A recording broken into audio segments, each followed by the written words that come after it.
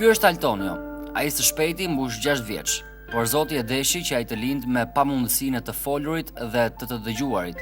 Voglushi është një djalë çapkën dhe shumë i zgjuar. Ai shkon çdo ditë në kopësht, por nuk është si të gjithë fëmijët e tjerë, dhe kjo është një plagë në zemër për gjyshrit e tij. Por pas shumë vizitash në Pogradec dhe Tiranë, mjekët kanë ndezur dritën jeshile se Altonio i vogël mund të rifitojë dëgjimin, pasi ka një aftësi shumë të vogël për të dëgjuar, por që të arrijë të dëgjojë tamam, i duhet një aparaturë dëgjimi. Por gëzimi i gjyshërve të tij se Altonio mund të rifitojë dëgjimin, edhe pse artificialisht, nuk ka zgjatur shumë, kur ata janë përballur me çmimin që duhet të paguajnë për blerjen e aparatit 1500 euro, para të cilat ata nuk i kanë. Por siç do të sakrifikonte çdo gjysh apo prind, ata ju drejtuan edhe bankave për të marrë një kredi, por diçka e tillë ka qenë e pamundur, tregon Hysnie Troka, gjyshi i Altonios. Nuk flezë, nuk dëgjon. Edhe unë vajta e çova në për doktorat, ata më thanë që i ka 1% dëgjimit dhe duhet i dhe shkufje. Ju nuk i keni gati 2 milion lekë, besoj.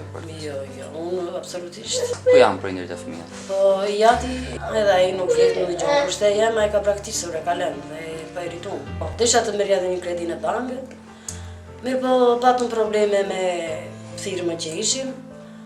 Ai drejtori i firmës mori ca lekë në emrin ton, edhe i ka paguar me vonesë.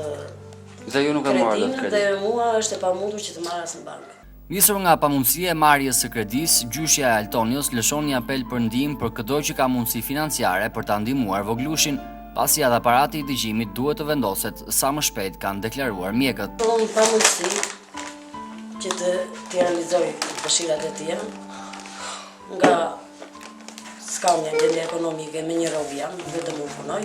Ju lutem të gjithë biznesmenëve, kudo që janë, po që se ka mundësi, me pak mundësit e tyre të më ndihmojnë kur t'ja marrë kufjet, sepse janë shumë të shtrenjta, janë 1500 euro. Për Altonion e vogël është hapur edhe një llogari bankare në emrin e gjyshës së tij, me qëllim që gjithkusht të kontribuojë me qëllim që voglushi të blejë edhe aparatin e dëgjimit, që të arrijë të paktën të dëgjojë si të gjithë bashkëmoshatarët e tij.